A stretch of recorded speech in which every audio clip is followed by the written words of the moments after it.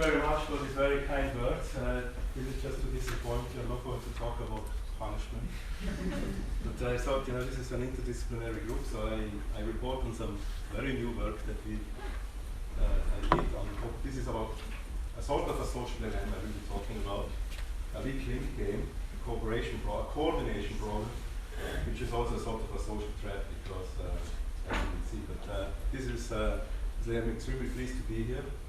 I feel very honored, and I know surprisingly many people here, and I was particularly surprised and honored to see Werner Guth here, from whom I have learned. Werner Guth gave the most important lecture that I took as a student. This changed this is why I'm here actually. There's a causal link between his lecture at the University of Vienna, the Institute of Advanced Studies in 1991 to the causal link. I feel very pleased. So this is something different. So something I haven't done before. I talk about relationships today, close relationships, and what they have to do with coordination. So that's. So overall, this is a joint work with Chris Starmer, my colleagues Chris Starmer and Fabio Tufano, and it's part of a larger grant, a research project that the European Research Council gratefully has funded, and this is about it's called putting strong reciprocity into context. It's about taking social relations, taking the social environment much more seriously than we have done so far. I will talk a bit more about that while we do this project. But lots of the research that we have been doing basically stripped away the role of social context. People take decisions under conditions of full anonymity. They have no personality, they have no social relations, they just themselves. And they might play a game, but they don't know with whom they are playing this. And then we see what they do. We learned extremely important lessons from this type of research about people's social preferences, about their punitive preferences, about their social their risk preferences, and so on and so forth under these conditions. But I think it's now time to move one step closer to realism, and this is moving away from this completely anonymous conditions and introduce some element of realism into this in a hopefully still experimentally controlled way, and taking some elements of reality much more seriously. So what is this about today? So the workhorse model here is not the published goods game as I normally study. Most of what I do is published goods games. This is another social dilemma, but one that we call a coordination game. The problem of coordination is the one that I'm interested in here today. And obviously, this is a group activity. There are famous coordination problems, if you will, in sports, in the workplace, in the army. I arrived by plane this morning. This is another organizational coordination problem that has to be solved for me to come here. Many people have to work together. And I could only depart after everybody's job on the airport dispatch crew was done, finished. So that's a coordination problem. And it was successfully solved because I left on time and I arrived on time. So obviously not all coordination problems are actually successful. There are lots of examples of failed coordination problems, and textbooks are full of that. When you study organizational failure, it's at the heart of it often a coordination problem. When things don't work out. So how have economists studied this so far? This problem. So again, using this incredibly important paradigm of experimental games, studied and played under anonymity in laboratory conditions like this one, where everybody is isolated from everyone else. We study determinants of successful coordination or coordination failure. So this includes lots of different things. I don't have time to talk about in detail, but structural features like how big is the group, who is matched with whom, what do people know, is there a leader, is there effective communication between them, who communicates with whom, is there advice, are there incentives, are there bonuses, whatever. These are structural features, and all of them have many of these features have been studied in great detail and have led to great insights about when coordination works and when it doesn't. So very important research. But here we focus on a neglected aspect of this that I think is part of many of those environments to which this type of mechanisms actually apply. This is people who have to collaborate have social relations. Yeah? And the question is, to what extent this mere fact of social relations matters for coordination success. So, to put this into the bigger perspective, here's a nice quote by Barron and Krebs in their Handbook of Organizational Economics. And they have argued, the employment relationship is simultaneously an economic and a social relationship. You cannot profitably study either one of them in isolation. So to understand employment relationship requires taking into account both economic and social psychological dimensions of the content and context, and especially about how economic and social forces interact. So what I will talk about now is actually an illustration, I think, of what this could mean in our research into these topics. Yeah? Because what I will be showing you is a tool borrowed from social psychology and relationship psychology that we will deploy to study coordination. So you can ask, okay, social relations, how do we measure them? But before we go to measurement, talk about why do we think it matters at all to look at social relations, apart from just saying, okay, in reality, many things happen in reality, so we abstract away from them fruitfully all the time. Yeah? But here the hypothesis is that the group performance depends, in part at least, on the social relationships that exist within groups. Now, why do we believe that? Yeah, because probably social relationships influence a thing called social preferences. How do I care about other people, which we have studied and provided evidence for through many anonymous experiments. And they might also help coordinate beliefs, which is a central element in successful coordination. So both of these things might help coordination. But this is itself not enough because because it clearly raises the issues of how do we measure that, and how can we any idea about what these relationships actually are. Yeah? So if you read the psychology literature on this, then you quickly realize it's a complex, multi-dimensional thing, this social relationships. It requires, it's a function of mutual knowledge, shared experience, and a lot of other things about liking, shared values, and so on and so forth. And now you can say, if you're an economist, it gets a bit too muddy for me. So the question is, can we get some clarity and simplification into here? So and can we measure this in the first place? So it's an unobservable, yeah. I mean, it's an unobservable that in every real group that exists, people have some sort of social relations or feeling of closeness to other people. That's an inevitable feature of any real group. The question is, can we deploy this somehow for successful coordination in our case? So what we will be doing here is to create an index of group cohesion, which is a function of people's social relations, and use this to explain group coordination success and between group variation in coordination success. Yeah? You can think of group cohesion as a label somehow for a potentially complex set of social relationships that exist within a group. Yeah? So here is our strategy. So we look at real groups. So this is a bit of a departure from lots of studying groups in groups, and we use the so-called minimal group paradigm to induce groups that didn't exist before. Here we look at real groups, as we encounter them. In our case, it will be groups of friends or acquaintances. We measure the closeness of their social relations as perceived to have existed before the experiment, and then we aggregate this to a group statistics. Yeah, and we will elicit some background characteristics. Yeah, we will observe behavior in the weak link games, which I explained what they are, coordination games. And there will be 3 steps in the analysis that I will present in the following. First one is that we investigate the link between group cohesion and coordination, and then we will see some of this to happen. So otherwise I wouldn't be giving this talk, I guess. But then we benchmark this, what we can achieve through group cohesion alone, with standard economic tools like the importance of incentives, as they studied before, and the role of social preferences and for coordination. Yeah. So we break this down. So when we look at real groups here, so we ask each invitee to bring 3 additional people who all knew each other and the invitee. Okay? So then, once they arrive at the lab, there are 2 conditions. We call the F matching condition.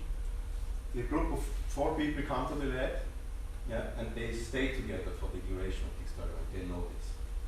So the group of 4 people, they come and they stay together and they play together. In the N condition, they come together, but they are broken up into they go to different groups. Everybody goes to different groups. But none of these 4 friends or acquaintances stay in the same group. We call this the N matching condition. So why do we do that? We keep the recruitment constant. Everybody comes and is recruited in the exact same way. But this way, we create. We expect that the F matching groups, they have closer social relations than the broken up groups who are matched with somebody they don't know. Yeah. So the F matching gives us some natural variation that we have in real groups. Yeah? So we get an idea about hopefully a large range of relationship closeness within groups. Naturally, groups, some groups will have high group cohesion, will be closely knit, other groups will be just loose. Yeah? So we get some variation that we will exploit to estimate the potential link between coordination and group cohesion. The N matching minimizes the relationship closeness that exists between people because they are matched with somebody who they don't know. Yeah. Probably. So we had in the first experiment 260 people, 65 groups, which were 47 were in the F matching and 18 in the N matching. So now to the muddy part, which hopefully comes out as quite simple. So measuring social relations. When I got into this, I was actually wondering whether this is. I started reading the first papers on this. That this is all very complicated. So how can we get something simple? So then we came across a bunch of important papers here. In particular, these papers by Kelly and Burchard et al., who provide the psychological foundations of close relationships. They are actually interested in really close, personal, in most of the cases intimate relationships, which is sort of semi-relevant for most economics applications. Yeah, but still they are an important foundational piece of the whole thing. So in this conceptual relationship closeness, how close I feel to somebody is a function of how often I interact with somebody, how long, the strengths of others' influence on me. So do I follow what they say? Do I listen to their advice? And also a function of how many activities we actually share with one another. So this was conceptualized in a paper by Kelly, and they developed a questionnaire published in Burchard, which is a 63-item long questionnaire that measures all of these aspects. So it's a psychometrically validated instrument that these people have provided, but because it's 63 items, it's not very practical. You cannot use this for experimental economics purposes, really. So fortunately, other social psychologists had the same problem. So Aaron et al., they developed a questionnaire item, which I will show you in a second, called the inclusion of the other in the set, which is extremely simple and handy. And they say it's a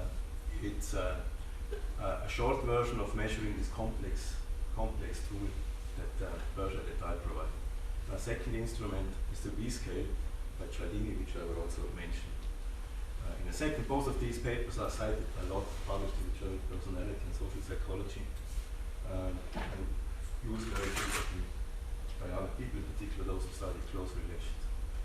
So here is the measuring a close relationship thing, the inclusion of the other in the self-task, according to Aron et al., applied to our context. So participants are told before they read this text, so please look at the circles diagrams provided on your desk, then consider which of these pairs of circles best represents your connection with this person before this experiment. So with a particular person, they are asked to look at a particular person and describe which of these circles best describes their relationship with them.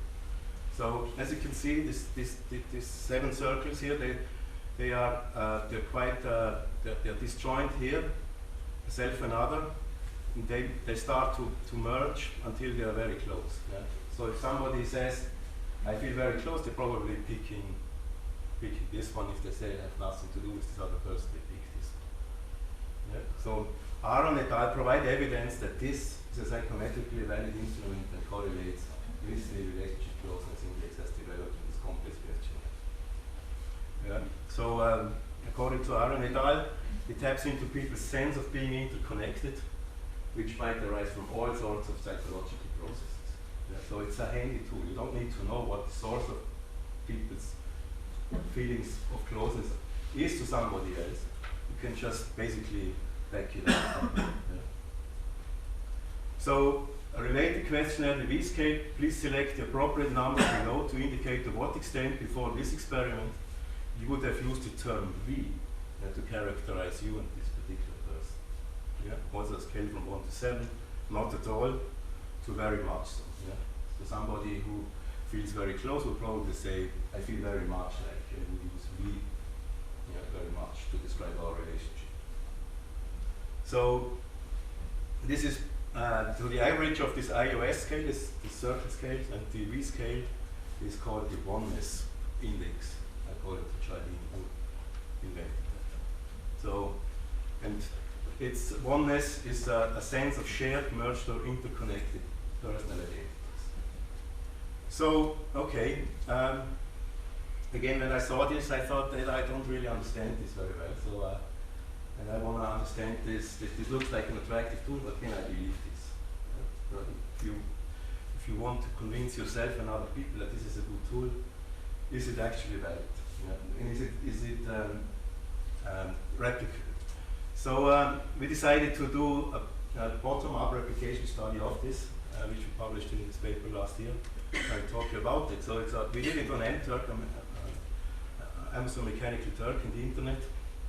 And we found, quite to our surprise, that it replicates extremely well. It replicates exactly as published in the original papers. Found this paper and pencil by students 30 years ago in the classroom. It's exactly the same thing. We replicated almost every statistic reported in these papers. So we replicated the relationship closeness inventory, the loving and liking scale, Rubin, another thing that you talk about, and a newer measure of relationship closeness called the personal acquaintance measure. All of these questionnaires replicate exactly as reported in those papers, plus as they correlate the correlations to the IOS scale, this simple thing, yeah, is also exactly as reported in those papers. So what does that mean? It means, you know, these questionnaires, they go at different aspects, psychological details of how and why somebody feels close to somebody else, you know, psychologically. They give one of those answers in the V scale and the IOS scale. For the reasons that are identified in detail by these questionnaires. But this questionnaire, therefore, is a handy tool that picks up those relationships. We don't need to know why this is the case. Yeah, exactly. But it makes sense. So here what we did is we looked at, I developed an index of relationship closeness that's a principal component of these mini questionnaires here. And here is our score of the IOS scale, and you see it's very well ordered. So people who say they score low on the IOS scale, which is 1, this basically means I chose the non-overlapping circles, and I said we have nothing, we wouldn't not at all use term V to characterize our relationship. These are the people down here. People up here would say, you know, very much I would choose this circle, these overlapping circles, and I would say, yes, of course, very much I would use the term V to characterize our relationship. And that correlates with this index of relationship closeness that we could back out through principal component analysis of these questions. So in our conclusion to this is, this tool is extremely handy and fully reliable in terms of its replicability, as claimed in published research. It's a tool which I think I now understand, and which that was the only useful lesson to learn from this. To know how to replicate psychometric studies from the past. So, but it convinced me that this is a useful thing to go for us to go ahead. Is what we are doing. It measures something real, psychologically. For real, it's very simple. Yeah, it's really as simple as just using the circuits, and it's meaningful, psychologically meaningful. So now the question is, okay, this is a this relationship closeness is a bilateral concept. I'm asked, how close do I feel to Felix? Yeah? So how close do I feel to Simone? How close do I feel to Werner? And then, can we create a group statistic out of this? Because at the end, that's what we are interested in. We're not interested in individuals in this particular research. Yeah? We are interested in groups. So, and therefore we need to develop a measure group cohesiveness. So how, the idea is very simple. In groups where everybody feels close to one another, imagine a group where everybody feels very close to one another, we call this a very cohesive group, highly cohesive group. Yeah? And whereas compared to a group where everybody basically has nothing in common, which is an uncohesive group. So basically what we do is we ask every group member to rate sheet the other group member on both scales. They do this anonymously in the sense that their partner would know, that the person who they evaluate wouldn't know the answers, would never be told the answers. No feedback. So here is how it works. So we have 4 group members who we label A, B, C, and D, and everybody rates everyone else. Okay.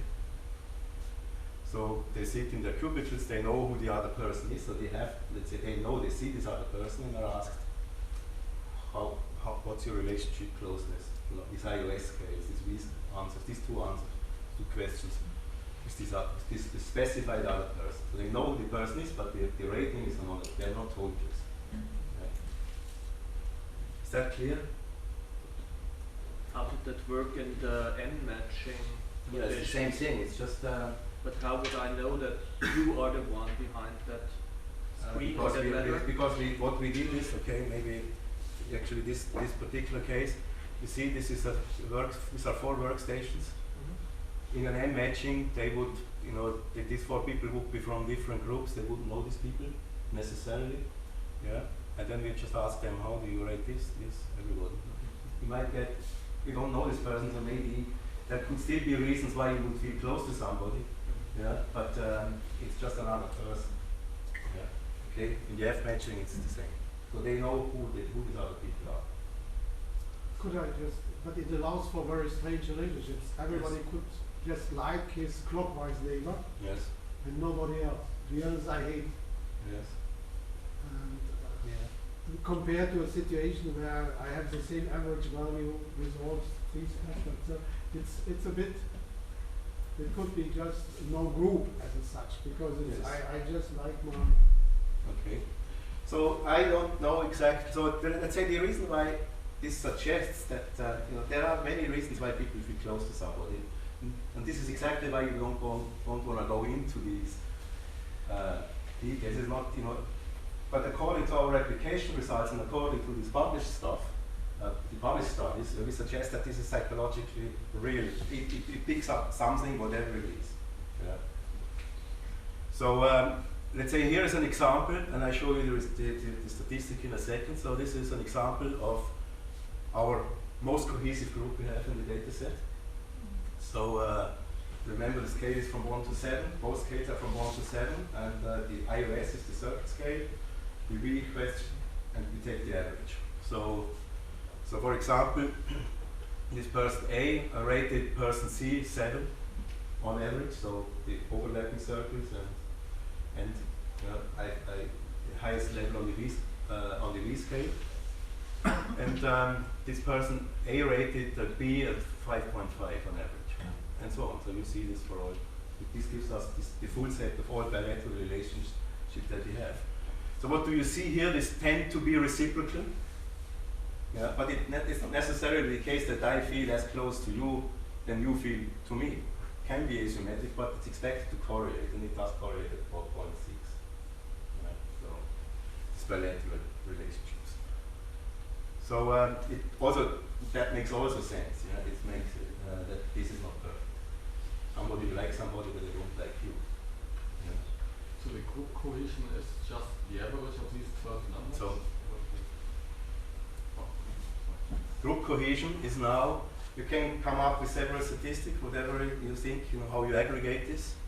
Now here we took the average of the individual minimal oneness ratings. So the average of the individual minimal oneness ratings, so the minimal here for A it was 5.5, 5.5, 6, and 5. Yeah? So the average of it is 5.5 in this case. But you can come up with the average or with some other statistics. We played around with this a bit. It doesn't matter much for what I'm talking about, and this is closest to the minimum effort game we're playing later on. Yeah, that would mean if there's a group where 3 are very cohesive and all hate one guy, that would be as bad as all hate each other. Maybe yes. So it's not without problems at all measures. Yeah, for some anomalies. I agree with that. We haven't explored this so much so far. Yeah, that I'm able to answer this question. Yeah, possible. So here is what we get in terms of the distribution of group cohesion in our natural groups. These are all groups, or real groups. Yeah. So this on the x-axis here you see group cohesion ranging from 1. We had a few groups where they indeed said it had nothing to do with this other person. Everybody was completely disjoint to everybody else. Both on the iOS scale and TV scale up to this group you see here, which is up here. So these black bars are from the F matching, and the gray bars are from the N matching. So N matching, remember, are those who have been broken up after upon arrival. F matching are those who come as a group and stay as a group. So the difference in the, as you also would expect, the difference in the scores, in these group cohesion scores, is highly significant. So it's that, but there is, coming back to your case, there are some people who, for whatever reason, they feel relatively close to these other people. Yeah? And I don't know why that is, and I also don't need to know. Yeah? I think on this, you see, once you use, for the person, you use the min operator, Yes. and then for the group, you take the average operator. Yes. So that needs to be justified.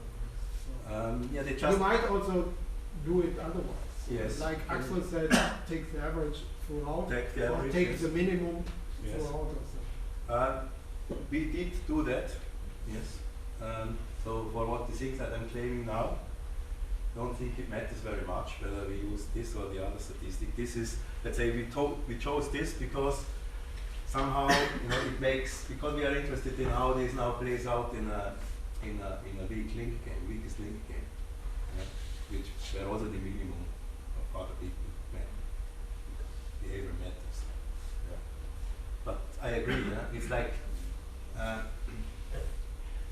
it's like that we need to do more research on this to understand this much better. This is what I'm going to talk about, sort of a proof of concept type of idea. How does that matter? And what can we learn from this? Yeah? So this is where we are at the moment with this. So, okay, another thing we did is, since these are real groups, we listed their background characteristics, the social demographics, and we had the following reasoning. So from the sociology and social psychology French information, we have learned, we know that like befriends like. Yeah? People tend to be similar on important dimensions. Yeah? So those who are friends. So what does that mean? It means that if that's the case and we have real groups, then we expect within group homogeneity, so people should be similar within groups, but between group heterogeneity.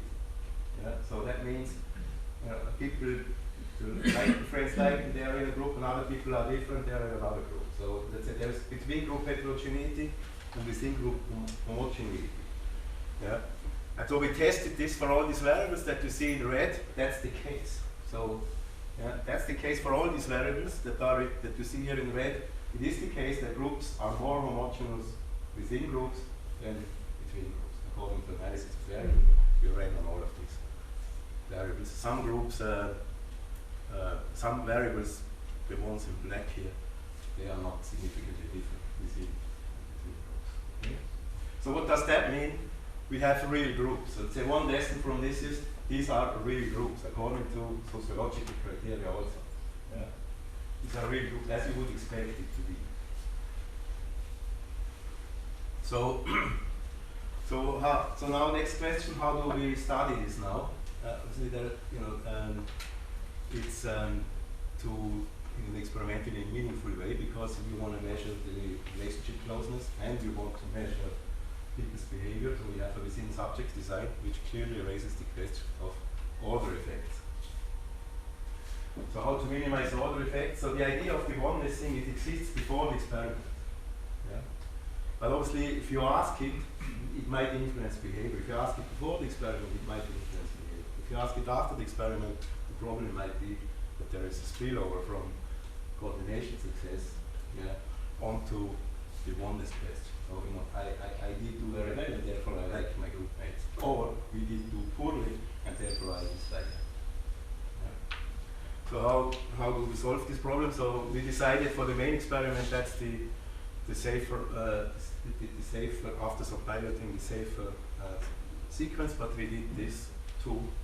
We ran another study with a further 172 different people, where we had split things up into week 1 and week 2. In week 1, we start with the oneness question, some other questions, some intelligence task, and some background characteristics. We called them back a week later, where we did the sequence of the main experiments. And what do we learn from this? So the answer is this: oneness, if that makes a meaningful concept here, yeah, this measurement does not change within the span of a week systematically. Yeah. If it's the case that we have a real relation, they don't change systematically between week 1 and week 2. Yeah. So, and that also means if there is a systematic change, that's an assumption. The assumption is they don't change. If there would be a change from week 1 to week 2, it would have been due to the weak link here. Yeah. So, so what we find is that so week 1, the answer to the week 1 and the week 2 questions are the same. So we conclude from this that there is no spillover from the game to the answer they gave from this question. But you know, if you want to say one weakness of such a study, as always, you know, it's in some level it's correlational, and this is why people use the minimal group paradigms, inducing group memberships, which has the disadvantage that it is just artificial. Yeah, and there are real groups out there which also have which also have to solve important problems. Yeah. So I think we need to do both ways. So this is the methodology here. Is oneness related to inducing memberships of groups? Don't think this is known. We didn't do it. I don't know.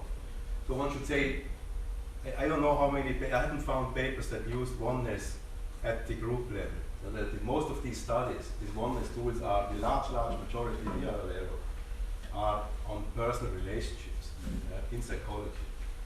There are some some newer studies on relationships with acquaintances, but to look at this at the group level, is a new thing, I think. Yeah. So here is the game that we study. So this is the economics, so this was the psychology part, and after there was the psychology, sociology, and now to the economics of it. Yeah. So we borrowed this weak link game from Bruns and Cooper in an important paper in the American Economic Review. And it uses this payoff function that you see here. Yeah, it uses these payoffs here. So people choose an effort level, which you can interpret this as an effort level. Yeah, working little, working very hard.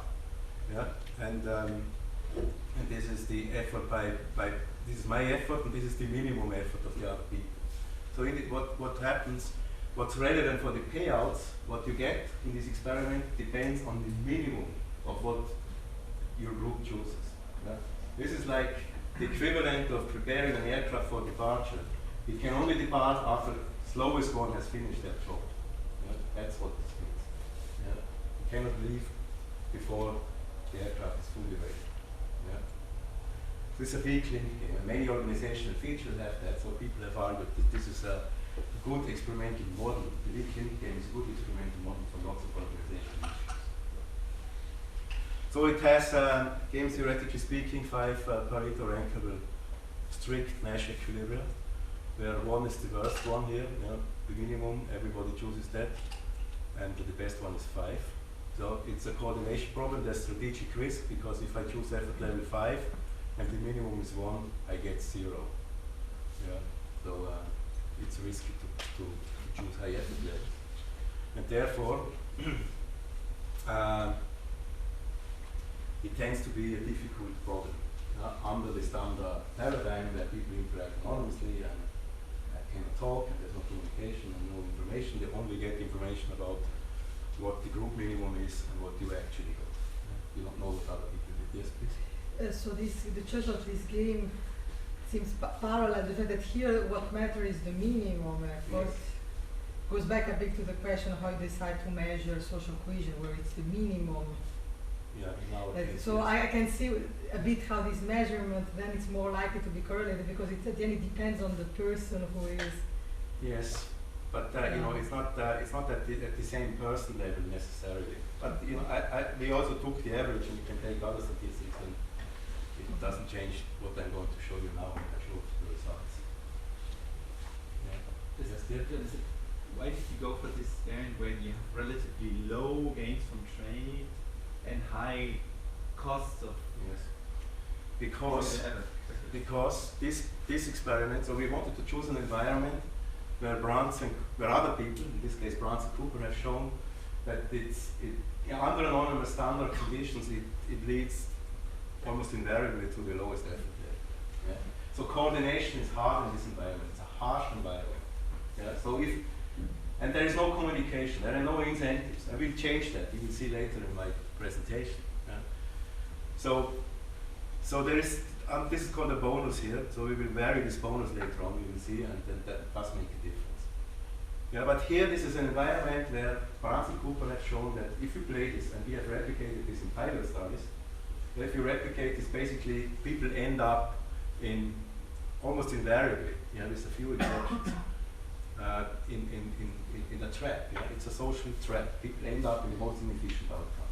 Yeah? And this is true. We played this experiment 50 periods. Yeah? I thought maybe we managed to get. This is only 8 periods that we look at here. But if you play this for 50 periods, maybe people just see, okay, they get out of this, but they don't. We also played this experiment with people who didn't know who they were playing, which is unlike our experiment. So people in our experiment know who the others are, they cannot communicate with them. But we played this with people who know that they know the other person. Yeah, we played this in the Swiss army, in a training camp. So people knew the other players, but not who they were in a group with.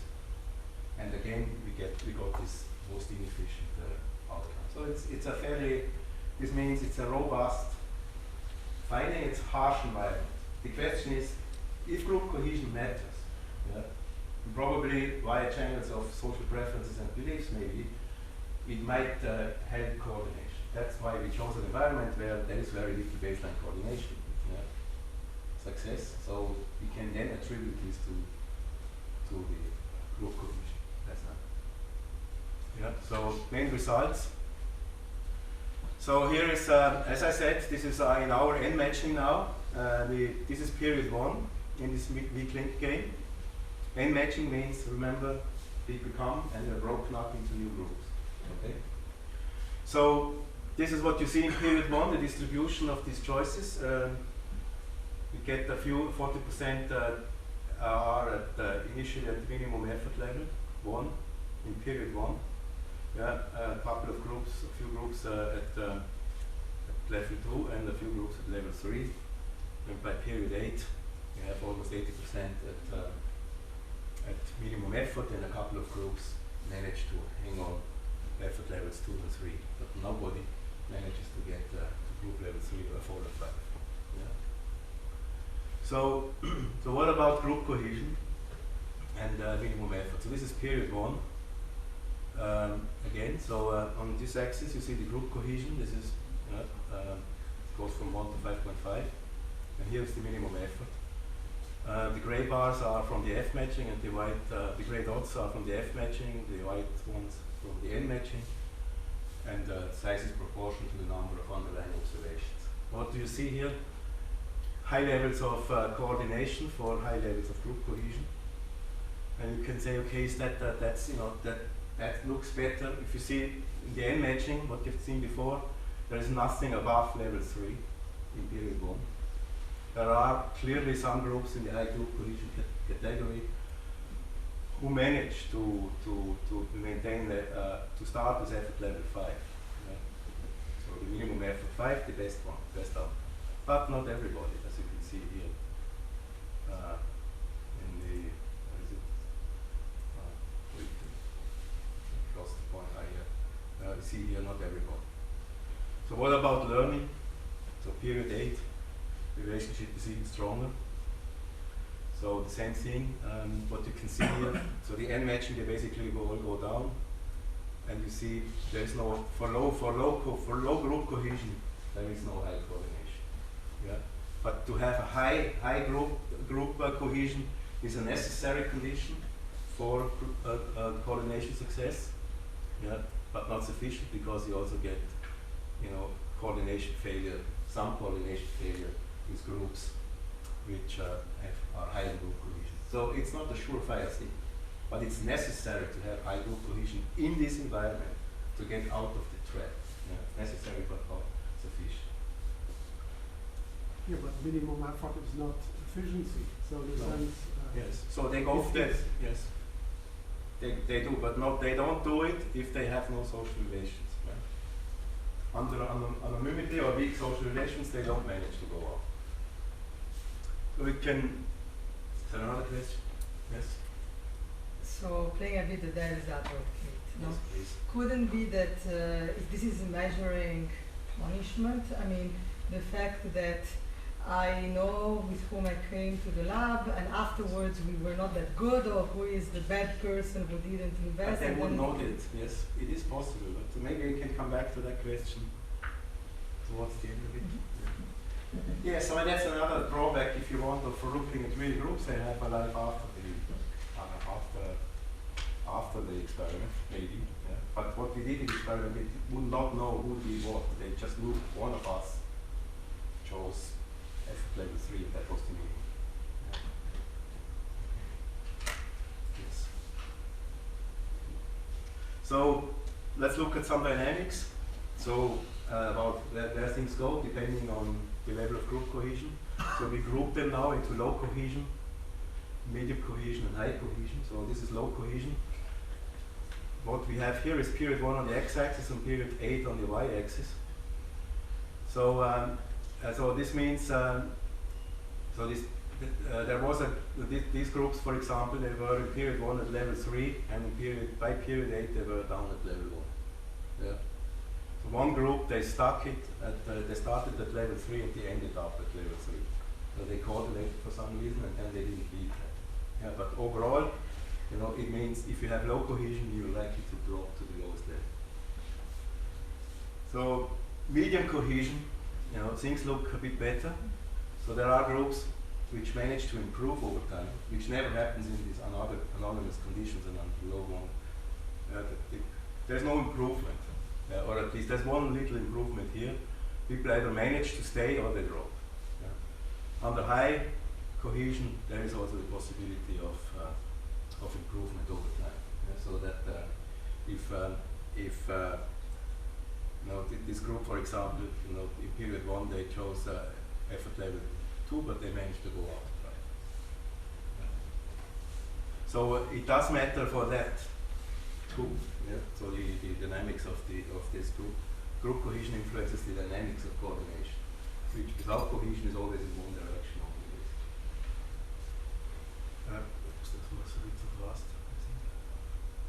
So this is just the averages, minimum effort averages over time, which nicely spread between these three levels of group cohesion over time. So you can also look at this in terms of wasted effort. So the wasted effort is effort that's above the minimum, because the minimum is the thing that is relevant, which has been used in the literature as a measure of coordination success, and how much effort is actually wasted in the group. So if everybody is coordinated, well, they all choose. If for some reason we have decided to pick level 3 in our group, then, and this is an equilibrium, then everybody should choose level 3 and nobody should choose anything higher.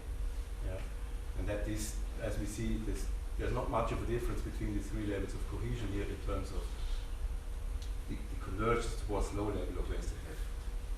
And this is, if you want to sort of call it like that, this is how equilibrium play looks like in period A. So, so this is the question now is how big is this effect? And is this actually really due to this group cohesion measure? That I have just shown you this correlation. The question is, maybe it's a function of some of the other statistics. And I showed you in the sociological part of this talk that that groups differ as expected according to lots of dimensions, and maybe some of those dimensions that actually drive this, and not ones. So, and group cohesion. So what we do is we run a regression as inspired by Brans et al., who report similar things, which maybe you can't really read this, but this is just, we include group cohesion here. The dependent variable is a minimum effort. We include group cohesion and lots of all these control variables that I showed you before, which showed some input variables. So, and we ran three different models, which I now show you in some detail. So we ran a nested random effects model, and we include group cohesion here plus the control variables. And the only variable that's significant in this case is group cohesion. The control variables are jointly and individually insignificant. If we drop out, kick out group cohesion in model 2 here, none of these variables resumes significance, which means it's not just because of the correlation. So it's like these other variables don't seem to matter. So same is true for another estimation technique, standard clustering, where the control variables don't become significant. And then we use this method, which is a so-called kitchen sink approach. You throw in everything and ask the software to pick out the irrelevant variables, or the other way around. You start with the naked model and ask, what do we need to select in? And then the only variable that turns out to be relevant according to this is the group cohesion. All the others are being selected out or not selected in. So yes? When I looked at your control variables, it seems that they are more or less individual variables of the different group members. Yes, but you could also think of other group items, like how much do I trust my fellow group members? Because now you have one, and which is how close am I? Maybe I'm very close to a person because this person has the office next door, but I don't trust this person. The question is, because this is a game where trust is very important, whether I think trust was included. Trust in the other group members? Because maybe you can go back. This seems no, to the list you have in the regression. This is more the city, religion, my political attitude. Yes. This looks like there is a whether you are a trusting person or not. This is an index of trust here. Oh, okay. Doesn't seem to matter. But I'm not claiming here. This is just the start. So maybe all of this. It is not spurious with a bunch of these variables that we have measured. Maybe there's something else. That's possible. Let's say when the beauty of this oneness tool is, it's a catch-all for lots of things. It's unlikely that I trust you if I don't feel close to you. It's unlikely, according to to what underlying this bonus to all of these basic psychological processes that predict high bonus. Yeah, that I would not trust you if I would feel close to you. Yeah. Well, it has, that's maybe the psychologically rich thing about it is there are lots of psychological richness in this without having to measure it all. Yeah. You can say that's a for most economics purposes a useful feature. Maybe for some other purposes not so much. Depends on this. That's very interesting, but it's a handy, rich tool without being overly complex. And I think it includes lots of the psychological process. But if you have a hunch about something that you have to test this. I don't know. So this is here I'm showing what we have done, and which is a start, I think, to looking at. I think the message that I will be drawing, the conclusion I will be drawing, this is a useful tool that deserves further scrutiny. So what exactly did you measure here? So for instance, age. Is it the average age in the group? Or?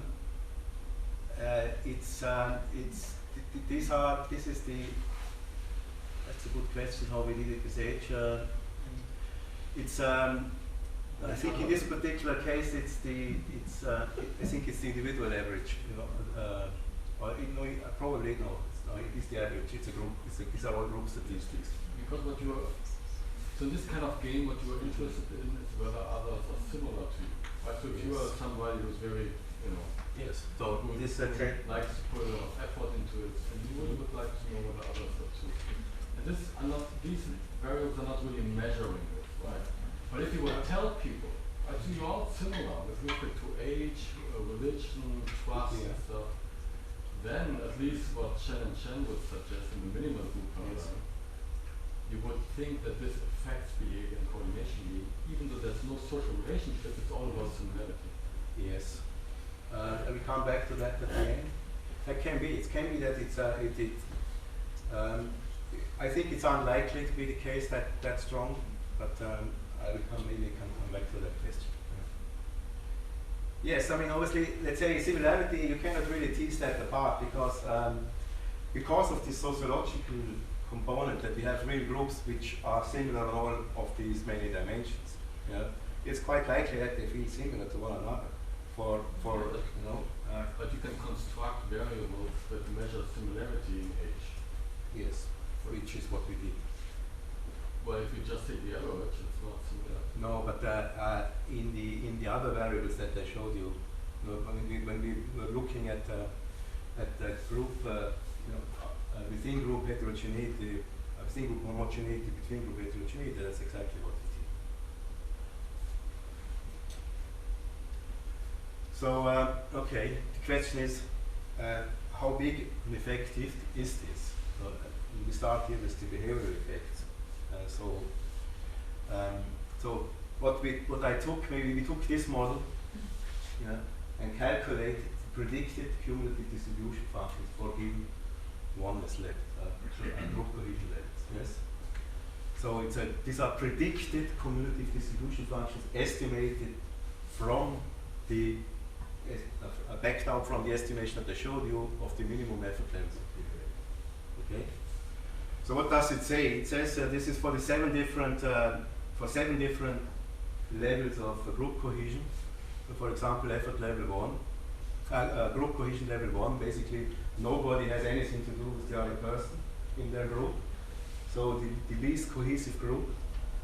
And so this is cumulative probability here. And so you see that about 95% of the prediction is that 95% of the cases people will end up in minimum effort level of 1. So with completely cohesive groups, you get coordination failure almost certain. Yeah. The opposite extreme is group cohesion of level 7. Here, level 7. Here, there's only 5% chance of ending up at the minimum effort level. Yeah, and but it's still, it goes up to about so this cumulative, it's about 40 40% or so, 45%, that you get you have a chance of 45% or more to get at least at the level of 4. So that it is still not a surefire thing that you end up in the most efficient outcome, but it's much more likely. And complete coordination failure is very unlikely. Yes, Steve? But this is an in-sample prediction. So could you do the same and make an for the second experiment where you have to change the sequence? And do this and have an out-of-sample prediction and then see how this correlates to actual behavior in the second experiment. That would be extremely strong, wouldn't it? Maybe I showed you something similar in a few moments. So not in this, we didn't do it in but let's see. So what does that mean? I think it means that there is a big behavioral difference between these, between high cohesion and low cohesion. But it still illustrates that coordination is difficult. I'm objecting that you say the minimum effort level measures coordination. It's just, this measures cooperation. You see, if they are all perfectly, if they all do one, it's a strict equilibrium, they are perfectly coordinated. Yes. So you have 2 dimensions, coordination and cooperation. Okay, that's true. So let's I say would just have. okay, no, that's okay. That's true because of this. Yeah. So they are perfectly coordinated. You know, in all of these groups. This is period 8. They are, And they go to and 5, they these achieve are- both. They're they- perfectly cooperating yes, and perfectly coordinated. exactly. But below, Yes, you, yes. you don't know. yes, exactly. No, that's true. That's true. So they are perfectly coordinated, but they are not cooperating. Yeah. So you see this. But let's say again, it illustrates that to have perfect cooperation in this setting, you need high cohesion. Yeah. It doesn't seem to come without that. Okay, so so maybe this is already the answer to Dirk's question. So this is now we did these experiments a week later. This new set of experiments. This is what I call the robustness check here. So this is the average of the. So this is actually flipped around. I just realized this is not exactly correct. It's the other way around. So this is this here. This is the main experiment that I showed you before. So broken down by the 3 levels of low cohesion, medium cohesion, and high cohesion. Average minimum effort. So see, as it increases here linearly. So in week 2. So what's different in these stability check experiments is that in week 1 we ask them about their oneness, and then they come in week 2 and play this experiment. So what this means is that we expected that basically these things are the same. They are largely the same. So if you are a low oneness group, a low group cohesion group, you are just confirming that fact, and you coordinate at whatever level you manage, which is very low, or cooperate on a low level. So the same is true for high cohesion group. We just reconfirm that we are a highly cohesive group, and we manage to coordinate and to cooperate at high levels. So this medium cohesion is interesting in that this is unexpected. So there seems to be a bit of a thing, if you're unsure about how cohesive you are, it makes you think about your group, and that seems to help coordination a bit. In that this is higher than here in the benchmark. Here. This seems to be a bit higher. But overall, we replicate the same thing. I don't know whether this is something like an out-of-sample prediction, the way you had it in mind, but that's what we did so far. Yeah. So, so where are we? So interim summary. So it seems like that the strength of group cohesion explains coordination /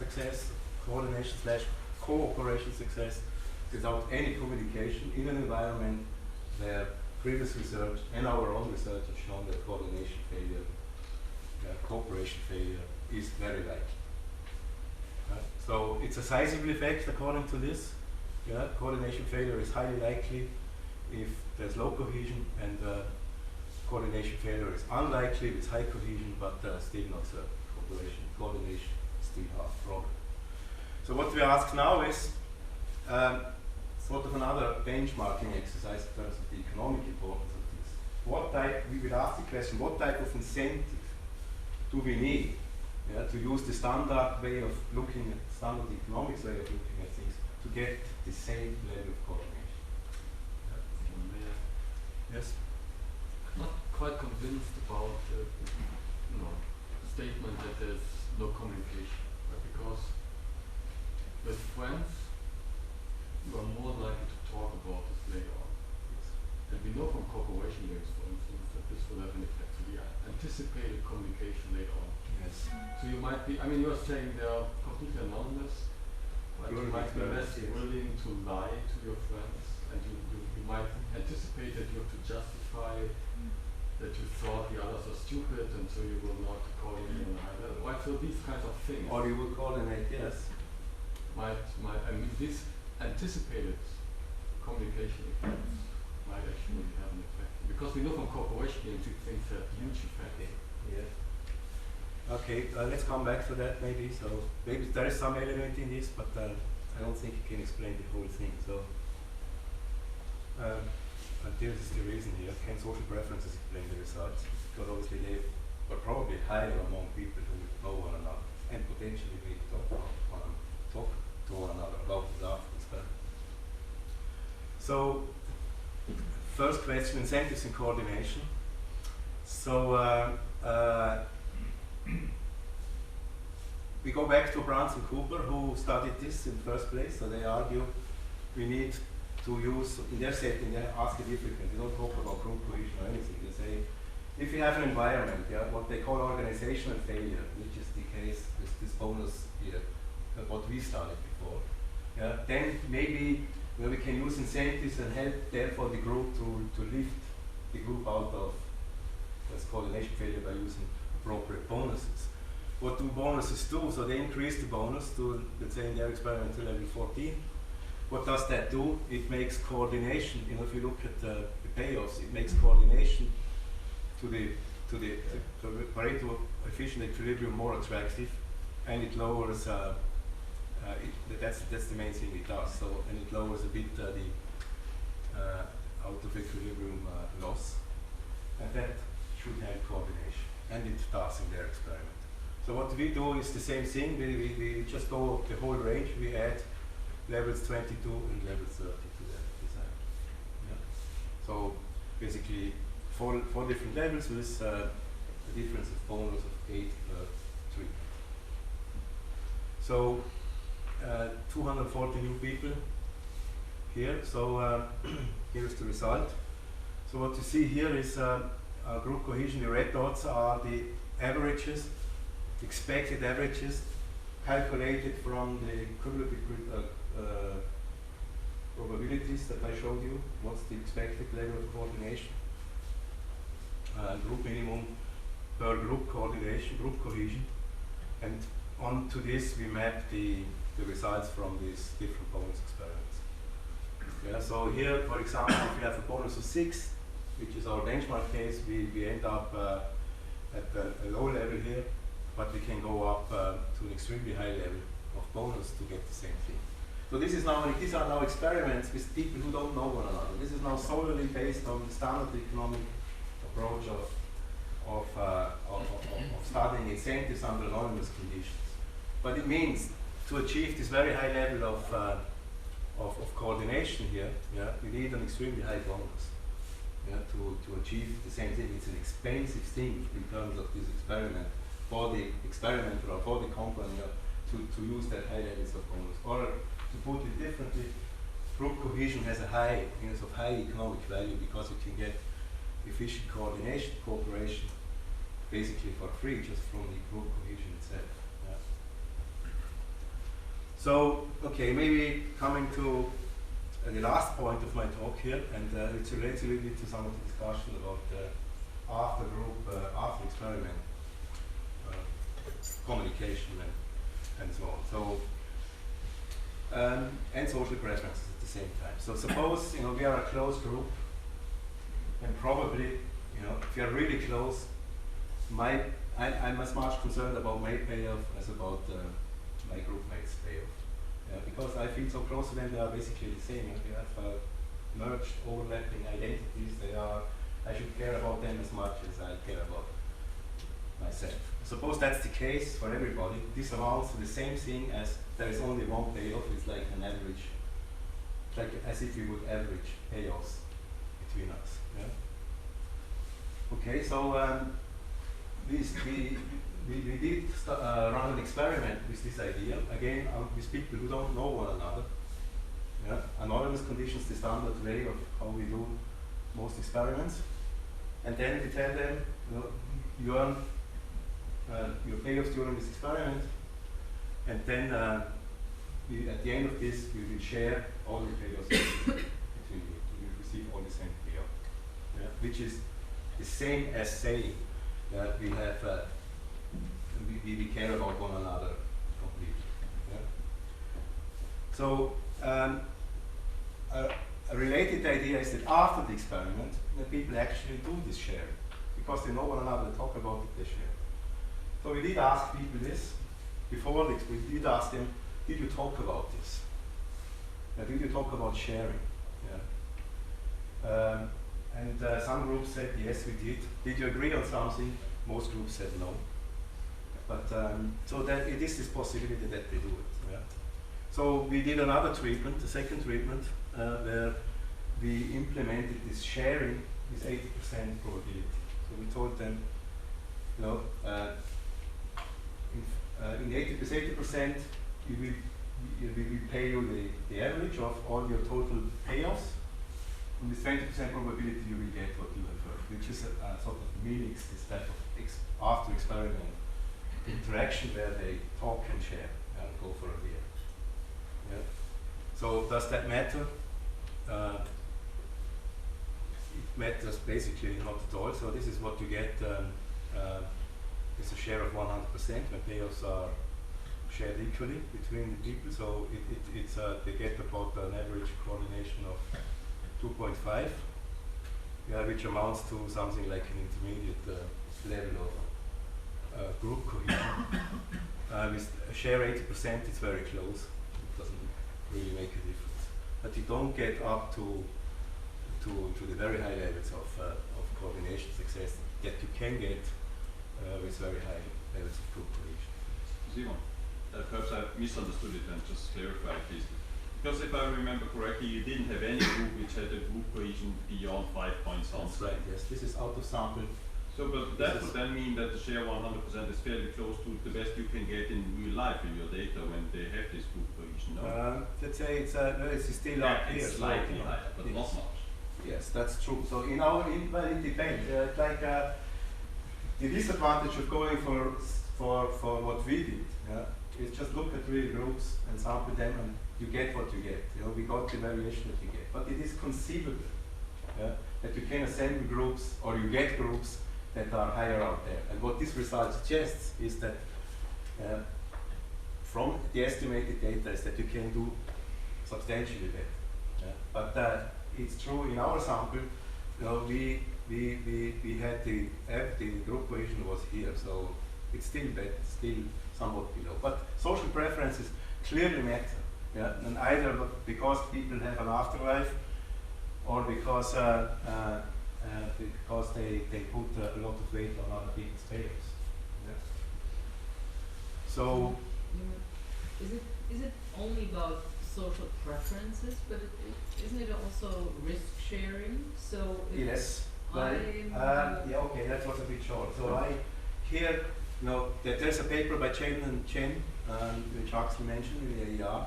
They used the induced the minimal group paradigm, and they have a theoretical model about social preferences and how group identity changes social preferences.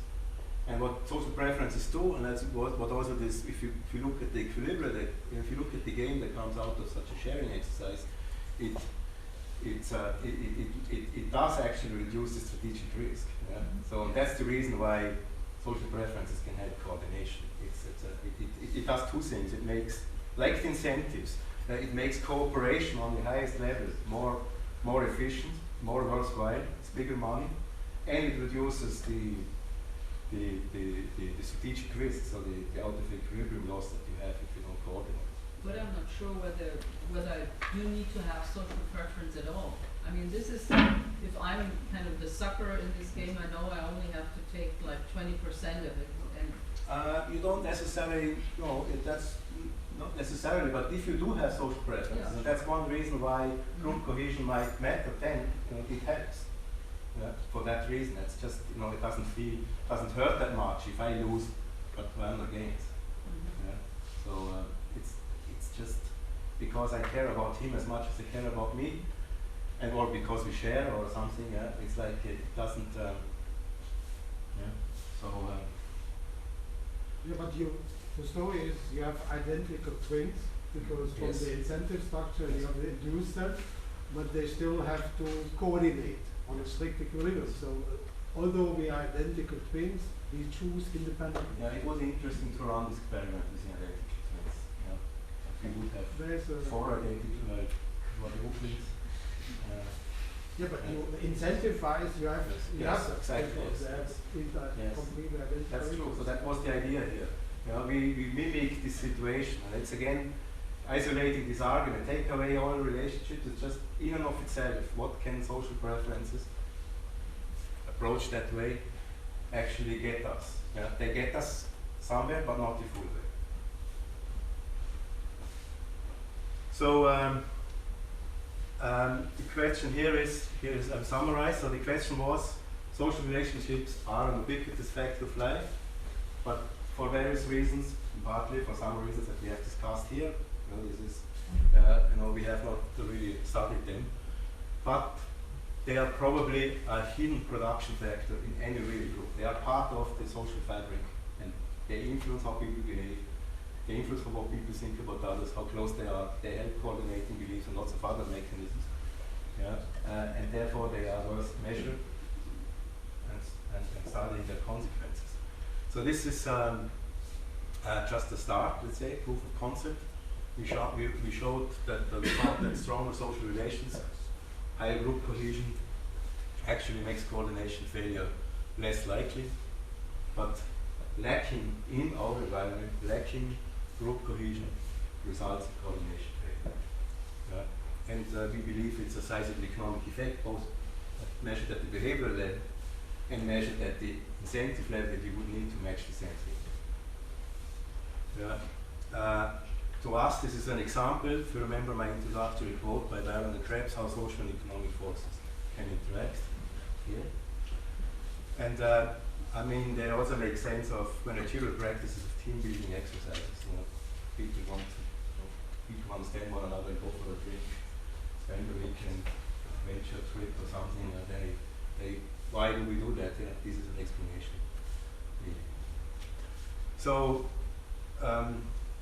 it's a potentially interesting tool, we believe, from this oneness tool, because it's simple and it has interesting economic consequences. As I said, it's proof of concept. The question is it portable? Is it also, if we benchmark this here as a coordination game, but I went back to my favorite game, the Van Pools game, and you get the same thing. So sort of higher this was a one-shot game, so it helps people coordinate, cooperate. The higher the group cohesion is, the more they cooperate with other people. Are there lots of open questions? Yes. So question for future research. Yeah. Is it social preferences? This is an indication. There might be more refined investigation into this. Yeah. And social preferences are not the whole story. So maybe what group cohesion also does is what's called team reasoning. It helps us thinking like a team, therefore putting us in the shoes of everyone else, and that helps according to team reasoning theory. Yeah, and this is the agenda. There are lots of questions that we've been asking here. There's clearly a drawback of this research is that it has these feelings that these problems that you always have if you look at real groups. You cannot study you cannot really control that people what happens after the experiment. You can minimize it in various ways that we did, but I don't think that's a sufficiently good reason to stop. To always use the same old tools and to avoid these other questions that are also necessary to study some sort of social reality and see where it gets us. And I think this is a promising start I thought from our perspective at least, something that's socially rich, very simple, and potentially quite powerful. Thank you very much.